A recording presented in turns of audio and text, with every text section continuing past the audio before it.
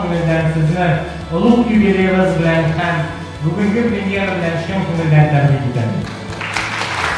Bugün spektaklni qarash nasibasi bilan ijod ishlerin sabaqli taqdirlarni tinglarga bo'ladi.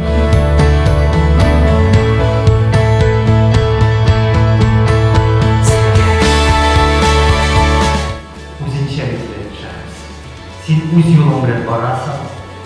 Sening o'z qarashing teatrga, sening usullaring o'zingchalikda.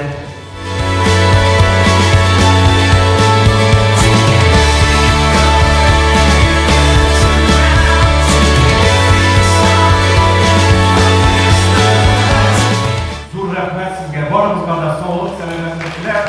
Kelasi uchrashuvlarga qadar shu sahnada uchrashuvlar nasib bo'lsin. Zo'r rahmat.